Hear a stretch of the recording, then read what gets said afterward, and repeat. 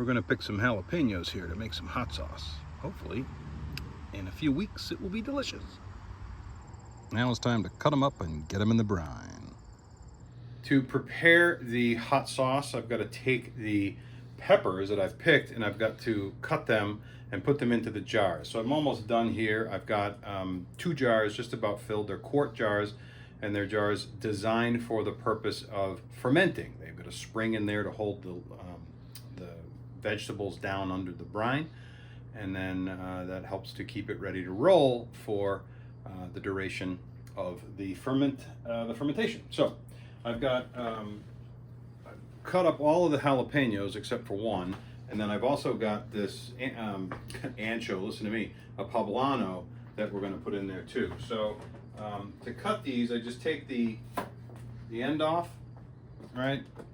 And then I will slice it lengthwise and then again in half. And the reason that I want to keep these chunks big, is because the small pieces, I've tried this in the past, they end up sneaking by the spring and then floating up. So these big pieces will end up being held down very well by the spring.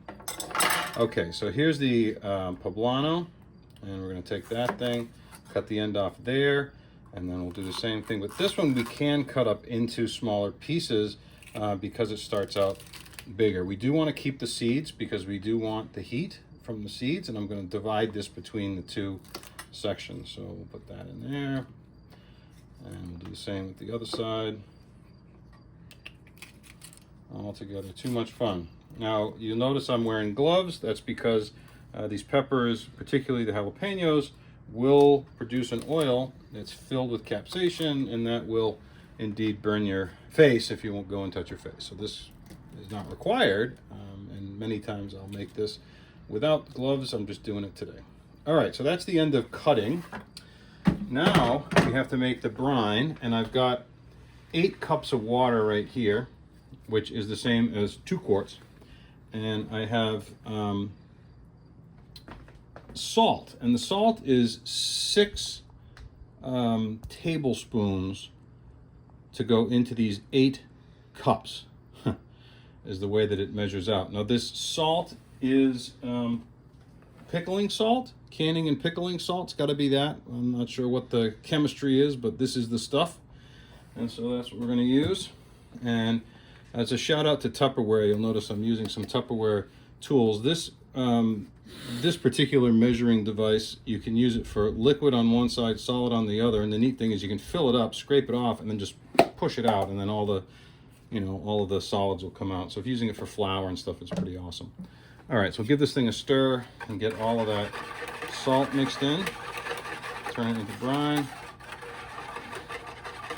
And then we're going to divide it between the 2 jars once we get it mixed up. And this is lukewarm water out of the tap. It's not anything special, it's just water.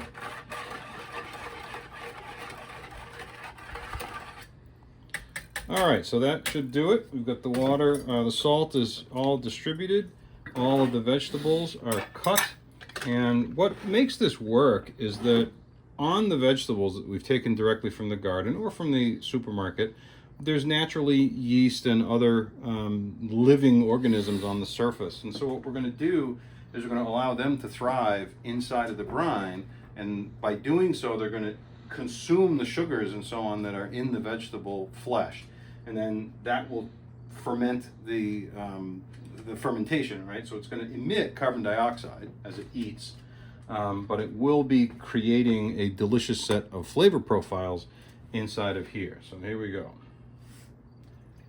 Pour that right in. Oh, we're going to mix this side a little bit more because not quite all of it got mixed up. That's all right.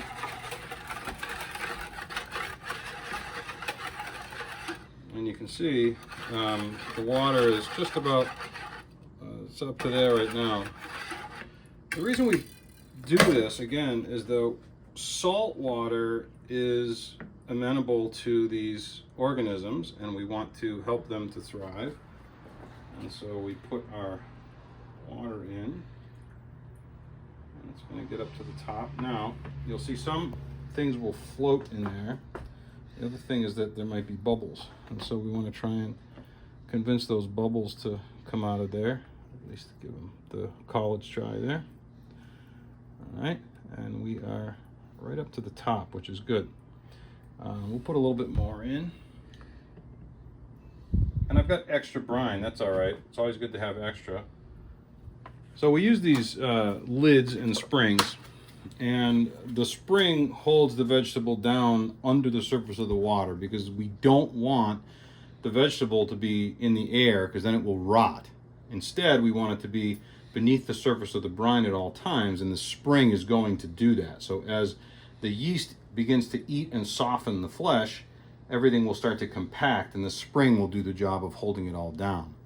Now, I said before that the fermentation is going to create carbon dioxide, and so this jar top has holes and a little flapper in the top of it. So as the carbon dioxide is being made by the yeast and it's being released, it will in fact come out of the little vent.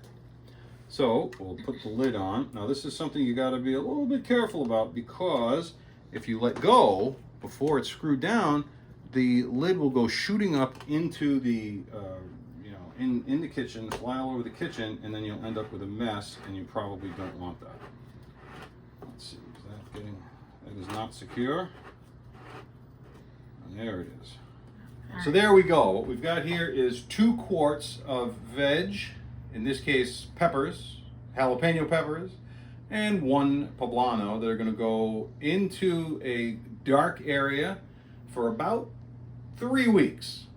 And they will allow the yeast to munch on it, and it's going to turn it into a delicious sauce.